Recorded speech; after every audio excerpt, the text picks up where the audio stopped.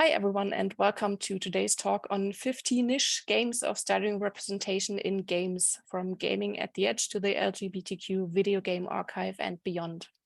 This is already the fifth event in our series Gamecity Impulse, where we put our focus on topics of diversity and equality in the games industry and in games communities.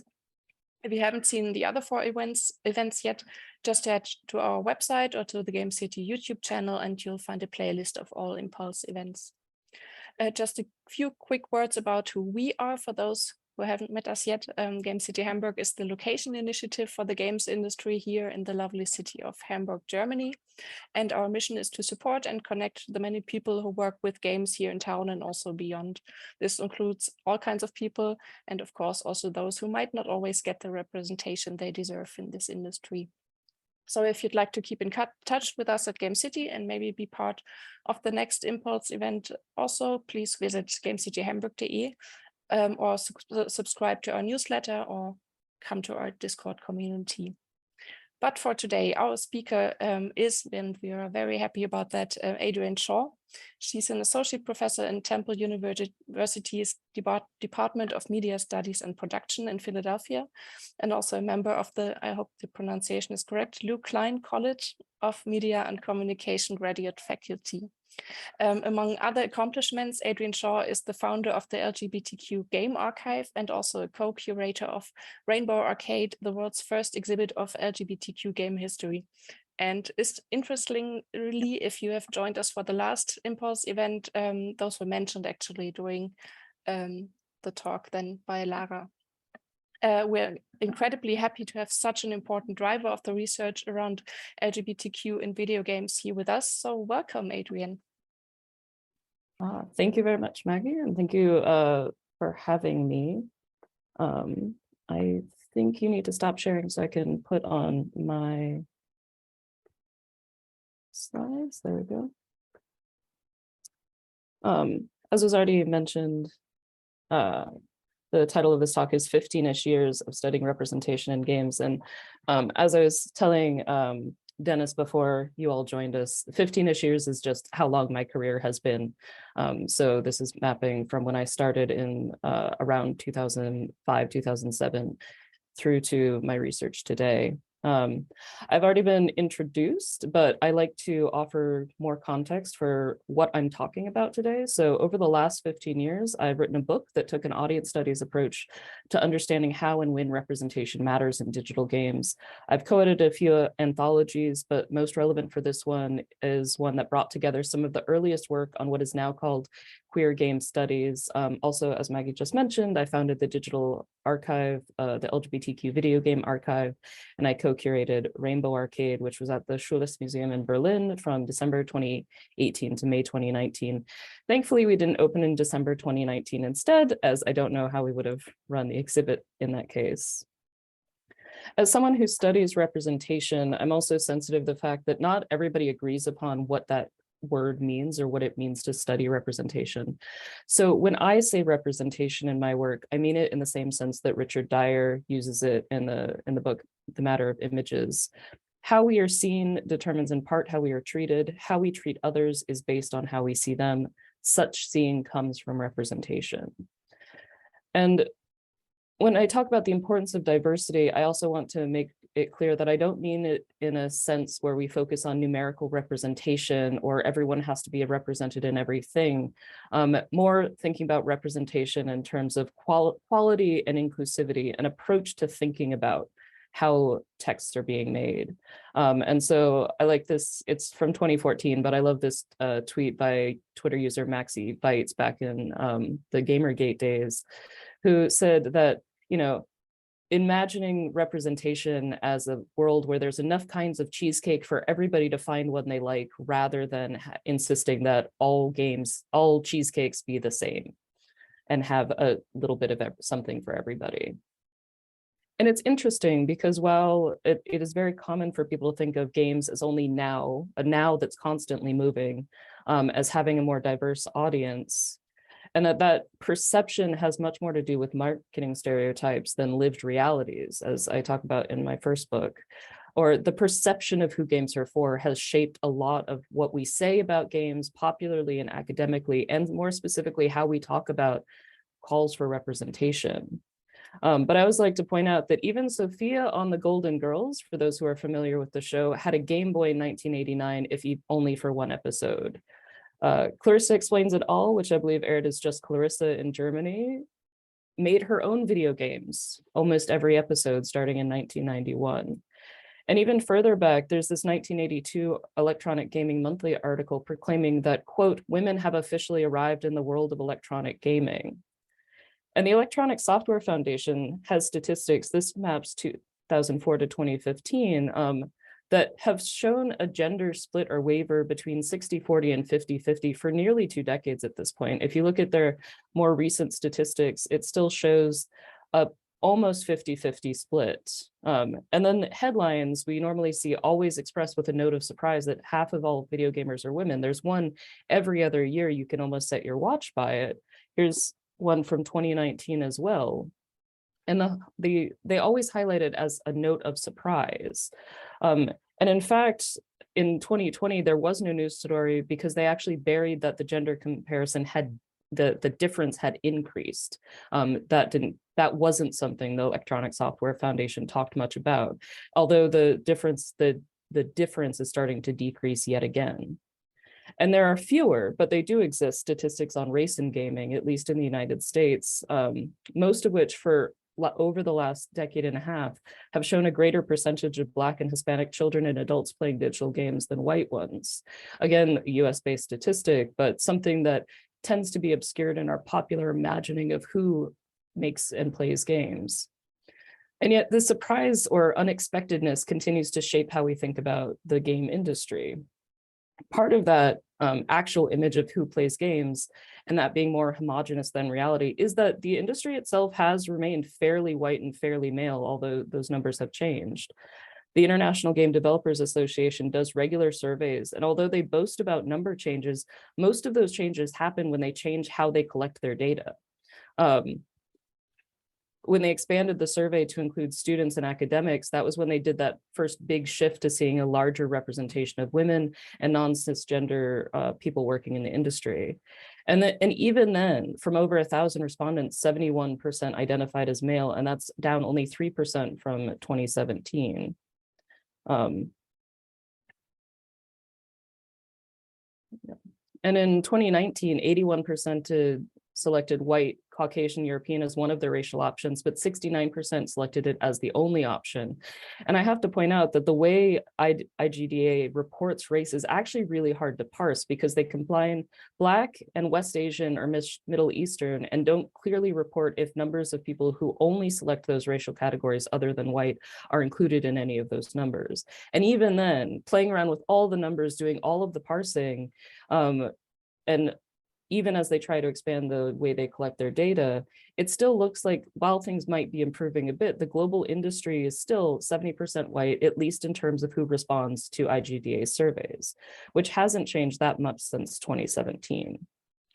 And in turn, the homogeneity of the industry is often used to explain the homogeneity of the content, which is assumed to reproduce then a homogeneous audience. That has been the logic of everything written about representation in games since I started looking at it, but even prior to that in the 1990s. Except as we are aware, as the data indicates, the audience isn't actually that homogeneous. And while that is an old meme, even updated data, and this was from a presentation at the 2020 Association of Internet Researchers Conference, updated data shows that minor changes are all we've seen in representation in games. This is one study looking at characters in over 8,000 characters in the 100 best-selling games in the UK in 2017 versus the 2005 Williams et al. Virtual census, which was the only previous data point for this. And in that, we only see a 1% increase in primary female characters and a 3% increase in people of color characters.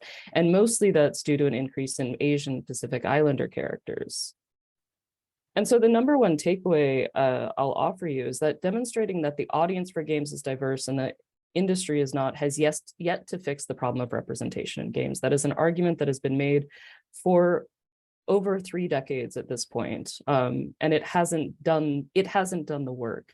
But moreover, approaches that focus just on an intended audience or how homogenous the industry is as sites to fix fail to really address when and why representation matters in games. We have, for as long as I've been working on the topic, books that explore the complexity of analyzing game texts, gameplay, and the games industry. These 3 in particular offer nuance, a much more global perspective than some of game studies, and thinking about games beyond the text and a critical, largely feminist take on games.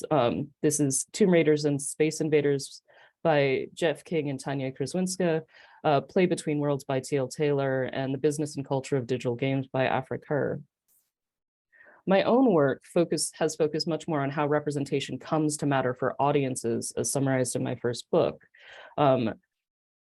And what I found was that the common sense assumptions expressed in much of the work on media representation, including in games, is that the central idea is that people want to see people like them, simply couldn't encompass the myriad ways people connect with media and other texts.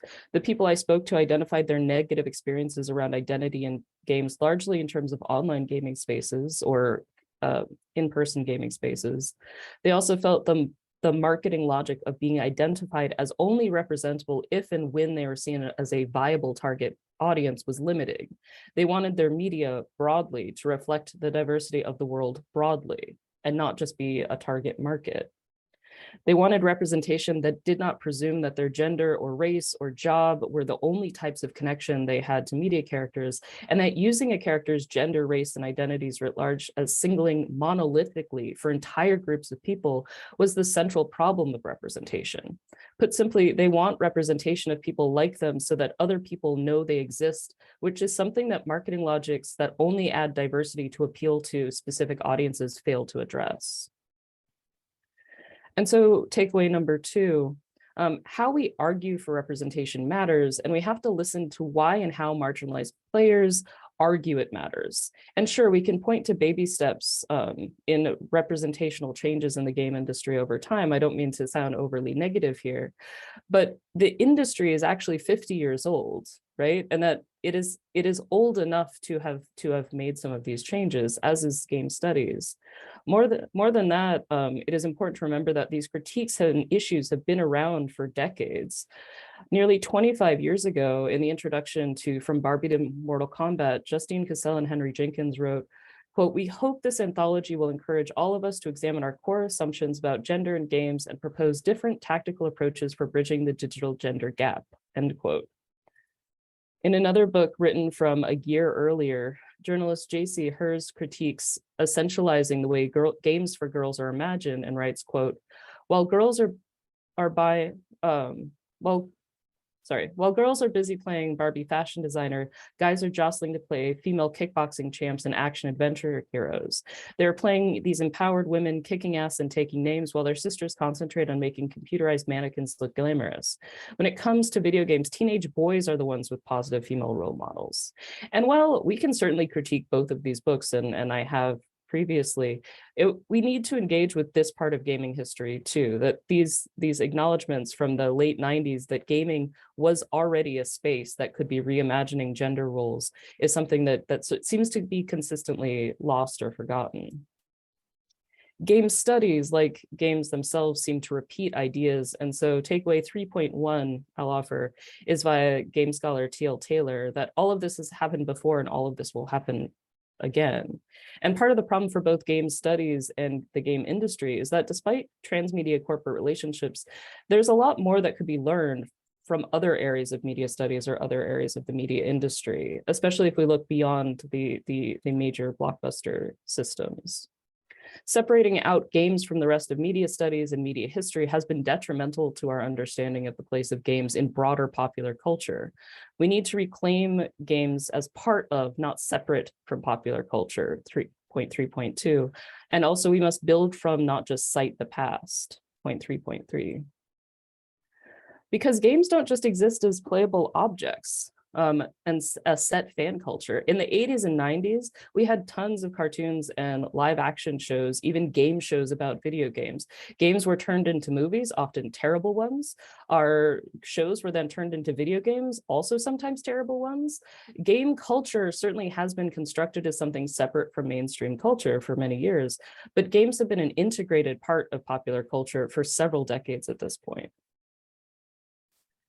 And so in recent years, I've sort of shifted gears to focus my energies more on the past than in the present or the future. And I'm happy in the Q&A to talk a little bit more about why that shift took place. But one of the things I noticed is, although we have some histories of gender and sexuality in games, both of these books, Gender Inclusive Game Design by Sherry Garner-Ray and Sex and Video Games by Brenda Braithwaite, now Brenda Romero, tend to focus only on genders, meaning cisgendered women, and sex largely in terms of heterosexuality or explicit sex. There actually hasn't been a systematic analysis of either of those over time, and certainly hadn't been a systematic analysis of LGBTQ representation over time. Except those exist for other media, especially film and print, news media, and television. And so the LGBT Game Archive project in part started because I had assumed for many years somebody else would do that work, and it didn't happen. And so, not exactly a takeaway, but don't wait for somebody else to do something. But also to sort of pull together what I had learned over the years about LGBTQ representation in games. And so it's part research project, part preservation effort, part public resource, and is meant to be a collection of information about all LGBTQ content, from characters to one-off mentions and jokes in digital games dating back to the 1980s. You'll notice on our list that we also include some tabletop-based games, but that's not a central part of the research, so most of that isn't fleshed out, they're just noted. And in turn, Rainbow Arcade was a culmination of all of my research, but also its own case study in sort of making queer game history accessible to audiences who might be unfamiliar with games or unfamiliar with LGBTQ history.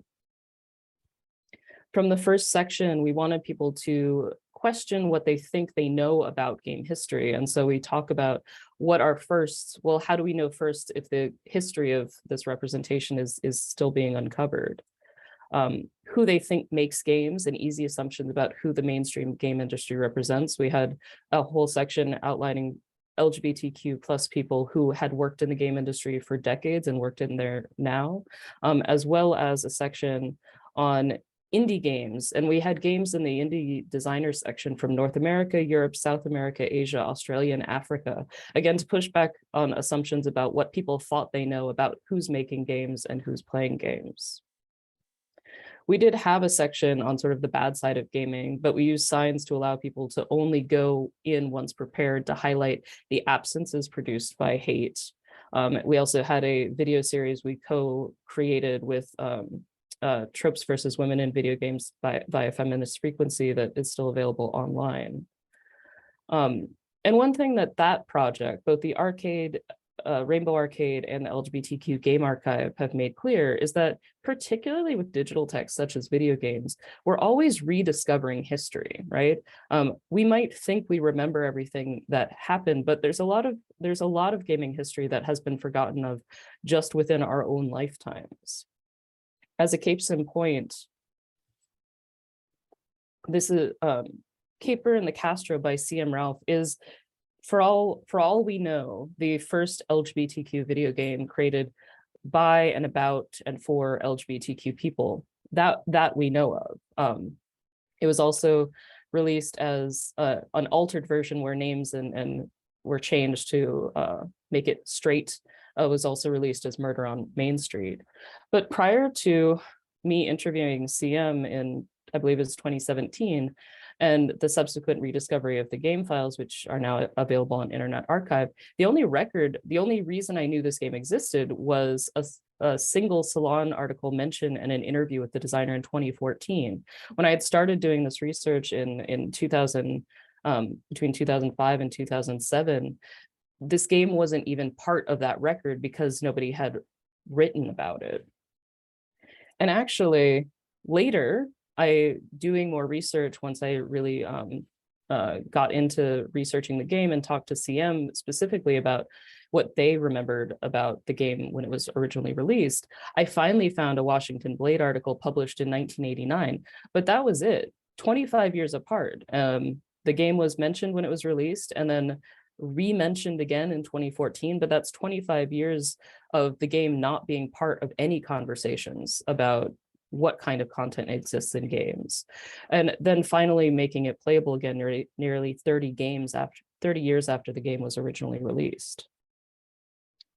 Similarly, in 1992, there was actually quite a bit of popular, especially US press coverage, and even a few articles outside of the US saying that Gay Blade by Ryan Best was the first LGBTQ video game or the first LGBTQ RPG. Ryan Best, who designed it, had never heard of Caper and the Castro, despite the fact that it was released 3 years earlier, despite the fact that both of them were interested in computers and both of them lived in Northern California at the time. They never heard of each other's games at this point.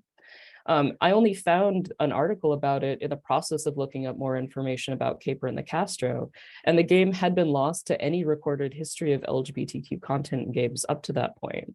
With help from Jason Scott at the Internet Archive, some dedicated digital archivists, and both of the creators, we've been able to make both of those games playable again and available again. And to, I imagine, much chagrin on the part of the creators, having a lot of attention heaped on something that they produced 30 years ago and barely have a clear memory of what it was, right? People asking questions about things they have done 30 years ago. Neither of them made games after this.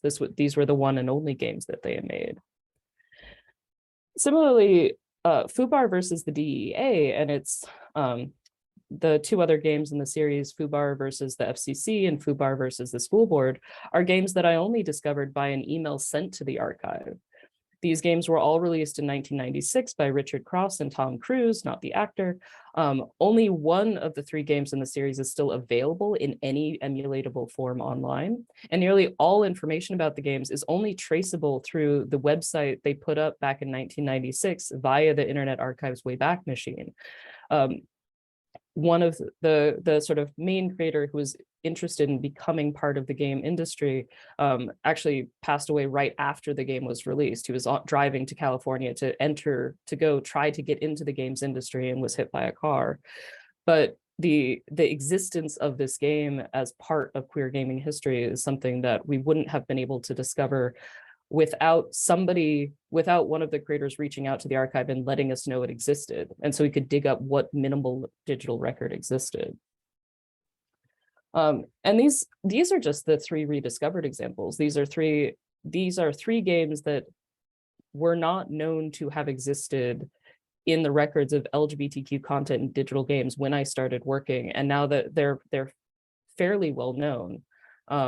But I think the three examples point to a much bigger history of at least LGBTQ game content that has been lost to time. And I'll also emphasize that these are only three games made in America that I've been able to have access to. I guarantee that there are similar lost games produced all around the world. And finding those games is something that I'm interested in doing, but it's also incredibly difficult. And this is exacerbated by the digital nature of the medium. Digital formats that are tied to proprietary software and hardware that is created primarily to ensure intellectual property rights rather than historical records of media content. There are lots of digital archivists now trying to push back on some of the ways the game industry, but also the digital industries more generally in the software industry, have made it very hard to save content, to save games, to save software through archival means. As an example, Caper and the Castro, the only reason we were able to make that playable online is because Andrew Borman at the Strong Museum was able to take the discs and put them into a 1980s era Macintosh computer that had HyperCard software on it, so he could open the files because CM had made it with the proprietary HyperCard software on a 1980s era Mac. There was no other way to open that file except on a preserved 1980s computer. right? And once he was able to open them, then he could image them, then he could make them playable via an emulator. We had similar difficulties with opening up Gay Blade, not quite as many because of proprietary issues, but more because of how the information was saved on the CD-ROMs.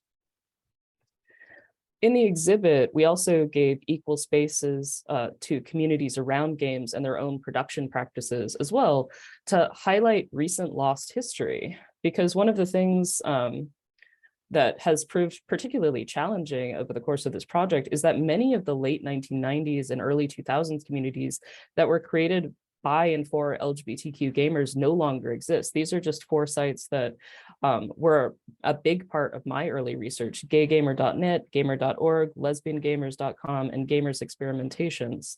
And while members of those communities have certainly moved elsewhere, but the conversations they were having and the history of representation they were talking about and marking and giving us evidence of is largely gone. I mean, gaygamer.net was a fundamental source for most of the early LGBTQ Game Archive work, and their site went down right as we launched the LGBTQ Game Archive publicly. And no, there's some information saved through the Wayback Machines, but the forums especially are not archived in that way, so those conversations are gone. And nobody involved in gaygamer.net had saved their content. So while individual articles might have been saved on people's computers, the content of the site was not backed up. And this leads to my final takeaway. I realized I spoke longer than I meant to, but I like that will leave us more time. I spoke faster than I meant to, but that will leave us more time for conversation, is that we can learn how to do a better representation better by looking to the past, but only if we do a better job of saving the past. In every other media industry, people have seen the problems of representation recorded and talked about in previous eras and know how to do better, having seen what the mistakes are. How do we do that in a medium where we're constantly losing that history? We know, and I've talked with several people who study queer digital cultures, but we know more about physical, geographically located queer communities in the 1950s than we do about virtual queer communities of the 1990s and early 2000s at the moment. And that's because that information hasn't been saved. It's because those websites and those forums largely were behind, largely private for totally legit reasons, but it means that, while we can have records of gay speakeasies in the 1950s in Philadelphia and people's journals from those times and people's photographs or newsletters, all of that similar kinds of information and sharing of marginalized communities took place in digital spaces in the 1990s and early 2000s, and a lot of it didn't get saved. If those sites went down, that information was lost. And a related point from the exhibit, our next level section was designed specifically to push back on easy assumptions about what the future of games might look like, and offered a wide array of games from visual novels to board games to ones built to be art installations on old NES controllers. And I think we can't begin to imagine a better future for games if future only presumes one vision of progress, right? If we're only looking towards better graphics or faster software, what is a more inclusive type of gaming future can we imagine beyond including representation? And so with that, I will say thank you, because I would like to spend time on conversation, but I will leave my key takeaways up on the screen as well for folks to review. Thank you. Oh. I think my slides got delayed, so apologies for that. Thank you very much, Adrienne. Thank you very much for the insights and your talk.